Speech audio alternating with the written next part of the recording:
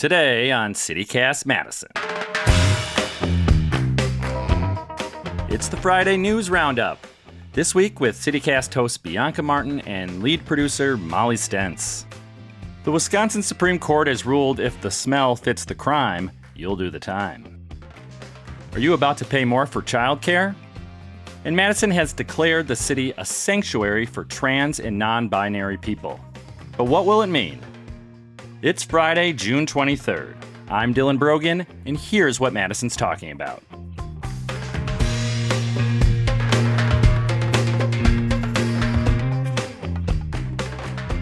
It's the Great Friday Roundup, where the news flows like Adam's ale.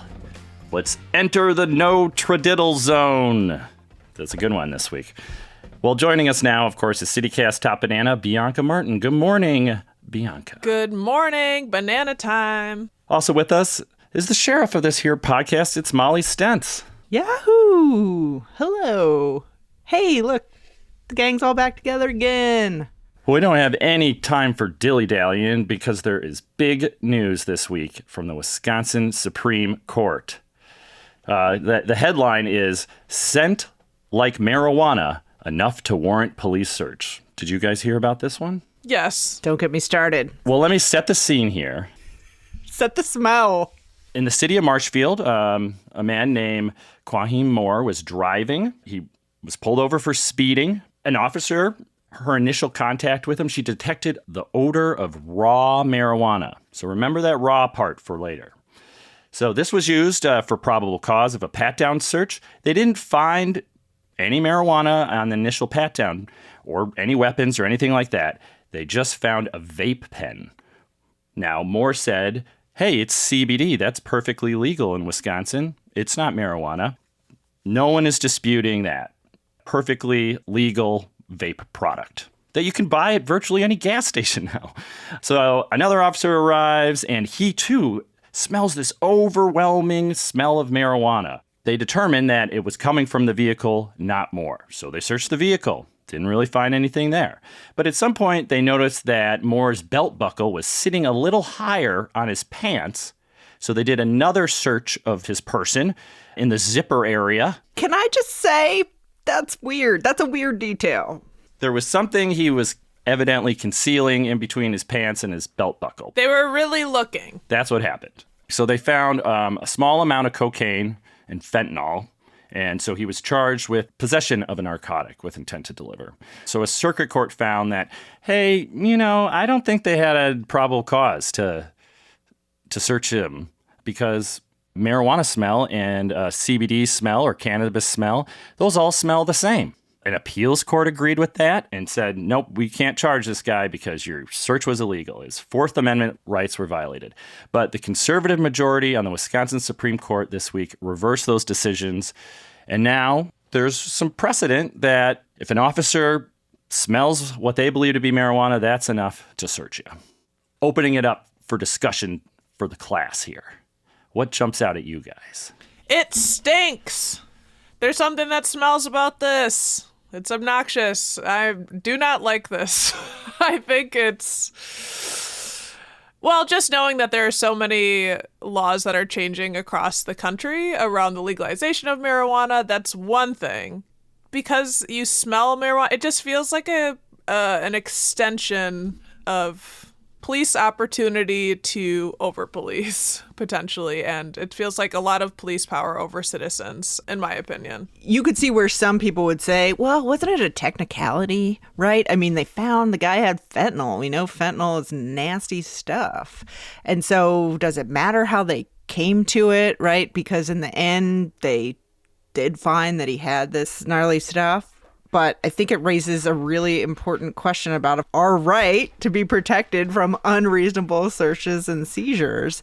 And when all you need for probable cause is you smell bad, is you smell like marijuana, when there's a lot of things that smell like marijuana. I mean, as you mentioned, hemp smells like marijuana because it is literally the same type of plant, just with a different psychoactive property. So, and that's legal. Shoot, I got some smelly dogs. I mean, hitting skunks in the road. There's a whole lot of things that leave open to interpretation. Hey, I smelled marijuana. Body odor. Body odor. Hey, I'm going to say it. It can and does. That was one of my first thoughts. I don't know. And also proximity. Wasn't this issue was like, this wasn't his car and it might smell like marijuana because it was someone else's car. Like if you're close to someone, if you're near someone that is smoking or whatever, and then it's on you. It was his brother's car, yeah. I will say that when I bought a used car once, like when we brought it home, we found a crack pipe in it. No lie. Did you return it to its owner? No, we threw it out. Probably a smart thing. My point is simply that it is legal to drive other people's cars. It is legal to share cars. It is legal to buy cars. In my case, purchased a car that contained a bonus prize of illegal paraphernalia, right? Totally. Which that was a thing that happened. So, and I guess I wonder too how different this is from what it is now. So I'm not a lawyer. Could they not use smell as probable cause before this decision? No, they could. That's basically why the majority ruled the way they did. That there was another case in 1996 when marijuana was illegal in every single state in the country where that was used as probable cause, and the majority was like, "Hey, we're just upholding that precedent." But a lot has changed then. So is the difference in this case simply that they did not actually find marijuana? Is that what makes this case different? Maybe because they didn't. He was not charged with illegal marijuana possession, including that vape pen. But he had the vape pen on him, but he didn't smell like marijuana. The car did. The fact that they said raw marijuana. Vape pens don't just smell on their own. Don't ask me how I know this. So that doesn't make sense, the raw marijuana part. It just kind of seems like this is fishing a little bit in that how do you objectively know what a smell is? I think that was hard before. But now, a legal product, CBD, smells exactly like an illicit product. Nobody should ever speed. You don't have any rights in your cars. I think that's the takeaway. But the Supreme Court did make a 4-3 decision here. And so if your car smells like marijuana, they got the right to search it. I mean, it has to be said, too. People of color are or disproportionately the people who are being criminalized for marijuana. Let's be real. There are people all over Madison smoking weed and smelling like weed, but there are charted statistics and data that show who's being, charged around these things. How can that be equally enforced across the board? That's a good point. Well, before we dive into any more news, let's take a quick break and hear what Bianca has planned for the weekend.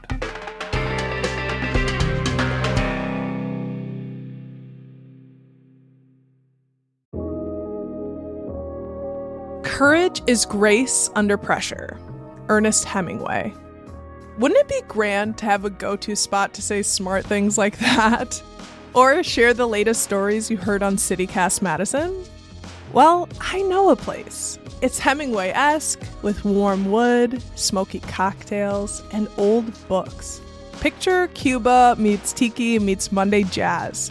It's called Robin Room, and it's on the 800 block of East Johnson, right up from Cork and Bottle. It's one of the best, if not the best, cocktail bars in Madison.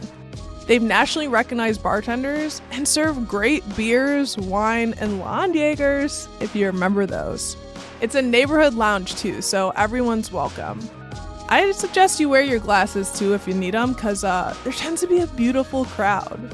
Oh, did I mention the cocktails? See you at Robin Room.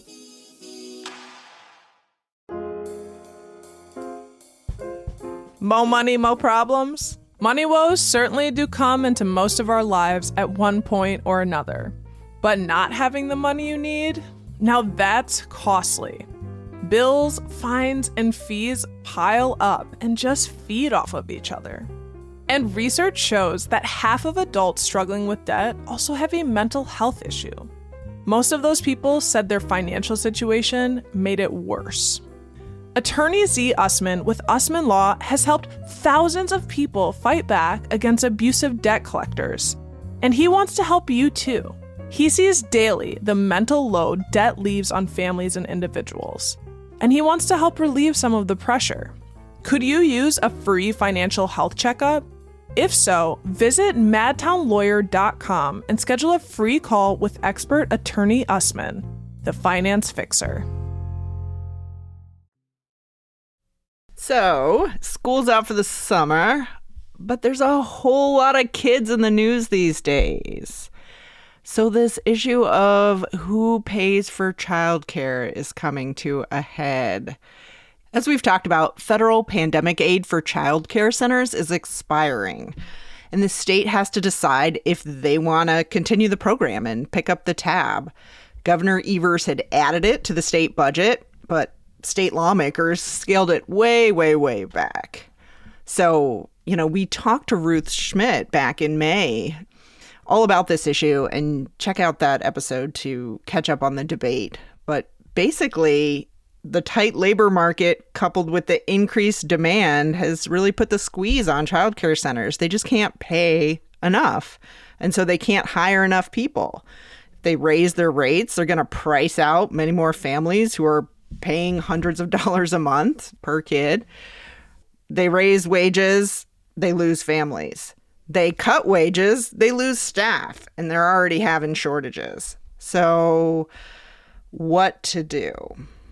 The feds stepped in, right? They kept them going during the pandemic, but who knows if that will continue and what that will mean for working families in Wisconsin. So did you guys see the rally? All those kids at the Capitol on Tuesday? Yeah, and lawmakers, and it was packed. A lot of pissed off moms, a lot of cute kids with signs. I'm a sucker for a cute kid with a sign. Starting them early. And Governor Evers is the one pushing for these child care subsidies, and it's the GOP lawmakers crafting the budget that are the ones who actually are going to decide whether to put it in or not. And does it look like they're not going to put it in at all? Because this does seem like an issue that would affect, like, it shouldn't be partisan. I mean, Republicans have families and child care needs. Our family's bipartisan. I saw a quote from a Republican on the Finance Committee basically saying, hey, I know that this is going to hike tuition costs for families, but speaking from personal experience, I think that families will try and get quality care for their children and then complain about it. It's a matter of family choice. Robin Voss had said that that the assembly was working on something, but also basically said, yes, we know it's an issue. Basically it's your choice if you want to have two working parents, which I thought was an interesting phrase. Me too. That jumped out at me. They're all saying similar things, but that quote, specifically, every family chooses their own path. And I remember, you mentioned Ruth Schmidt, our conversation with her, she pointed out that a lot of people are thinking about this as a crucial part of the economy, like people having childcare. And I don't know, I always bring this up, but I think the children are the future. I think investing in all kids, not just kids with resources, is something that should be considered in the economic outlook. Should we teach them well and let them lead the way? Exactly. It's also interesting that it's coming, basically, we're on the anniversary of the Dobbs decision from the Supreme Court around abortion. I mean, speaking of kids and whether to have kids or not have kids and making decisions and choices about families and how to afford them or not afford them. So that's happening this Saturday, tomorrow. And P.S., there will be dueling marches at the Capitol. Per usual, the March for Life, the big pro-life march, will be at the Capitol on Saturday. And then there will be a Pride march / pro-choice counter march. I don't know which one is the march and which one's the counter march, really, at this point. But there are dueling activities at the Capitol this weekend to note that it's been a year. It's been a year since the Supreme Court sent abortion back to the states and essentially criminalized it here in Wisconsin. Chris Taylor, gotta say, then state rep, now judge. Chris Taylor warned everyone was going to happen, not that anyone listened to her. Well, and now we see the emphasis switching to birth control, which also, despite mass popular appeal and decades of safe and effective use, there's been speculation that that could be next, with Clarence Thomas's remarks on the Supreme Court. So state lawmakers, Madison area state lawmakers, have introduced a bill to try to guarantee the right to birth control. We'll see where that goes. There's also another bill to let pharmacists prescribe birth control, presumably to make it easier so that you wouldn't have to go through a doctor. But, that died in the Senate before, so we'll see where those go. Well, that's in line with another story this week. I mean, it just seems like a lot of religious beliefs are kind of coming into the healthcare system around what's accessible. We're thinking about Madison joined Dane County in passing a resolution this week to designate the city of Madison a sanctuary city for people in the transgender community. And this is a resolution around making sure that transgender folks in the community, non-binary folks, can have access to gender-affirming care. We'll get into what it means, but the resolution is very similar to what the county passed last week. It's a public statement in unity with the transgender and non-binary residents here, with a lot of legislation that's passing across the country, trying to restrict care. But yeah, you guys likely saw that story. Yeah, it seems like one of those symbolic things that doesn't have any teeth behind it. Yeah. Yep, that is what it is. Madison loves to do that. And it must be said that there are more protected classes under Madison ordinance than under state law. Madison area already has a more expansive view of basically EEOC law of equal opportunity. You can look at those list of protected classes. They're long, and gender identity is one of them. So that is a thing. There is already an architecture in place for investigating claims. Well, it's basically a statement saying we are a sanctuary, we are a safe place. It is also an ask to the Madison police, should any bills come forward that would make basically healthcare, gender-affirming care illegal, that they would not prioritize arrests of people receiving gender-affirming care. It's an ask, so it's not legally binding, right? So that's what we're talking about with it not necessarily having teeth. But I was curious what you guys thought, like, what that ask might hold with the MPD, like how the mayor, what kind of relationship she has with the MPD, or what, if that's something that would be heated, or if that's even something we would know until we got to that bridge. Well, look at that 1849 abortion ban that we have in Wisconsin. Obviously, Madison and Dane County leaders do not agree that law should be enforced. Our Democratic Attorney General has said it shouldn't be enforced, but did that make any impact on whether that's the law of the land here, regardless? I will say I got, and maybe this is just my personality, but I got a little bit of the positive feels when I saw it. I had some of the same questions you all did. I also saw a quote from someone who's transgender saying, it's the bare minimum the city can do.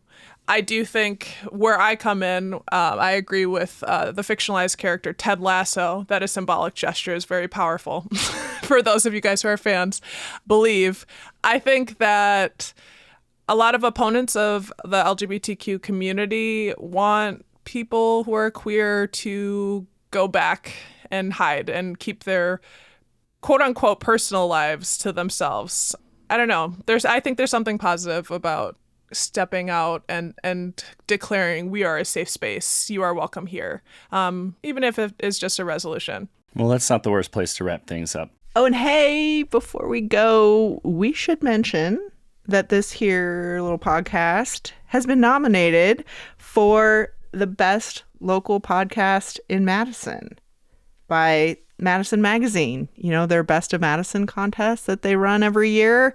We are in the running. Ayo! Don't just do it because we asked nicely, but this is us asking nicely as well. But we want to earn it. But also, if you are appealed by our nice ask, I will not feel bad if you vote for us because you heard us ask. I mean, if you're hate listening right now, if you're rage listening, I will take it. I'll take your vote. I mean, if you like us, if you just feel like moderately excited about us, however you feel about us, if you feel like you would be so moved to spend 2.5 minutes of your time to go to the Best of Madison website and click on Arts and Entertainment and look for Best Local Podcast and then click on CityCast Madison, we would be eternally grateful. Yeah. And we'll link it into our show notes, too, if you want to click in the show note. All right. Our time is up this week, but Molly Stentz, thanks for joining us. Glad to be back. See you later, Bianca. Thanks for being here. Oh, would ya? Thank you. No, thank you. No, thank you. Thank you. You can have the last cheese curd. I can't take No, it. you go. No, you go. Last word. Bye. That's all for today here on CityCast Madison. Bianca Martin is your host. We're produced by Molly Stentz and me, Dylan Brogan. Additional production these past few weeks by Natalie Rivera, Lizzie Goldsmith, Elizabeth Kama, Noah Snyderman, and AKL Momin. Our theme music is by Carl Christensen. You can also get your news delivered right to your inbox from our friends at Madison Minutes. If you enjoyed today's show, why not share this podcast with someone who drives the speed limit? It just makes sense. See you back here Monday morning with more news from around the city. Talk soon.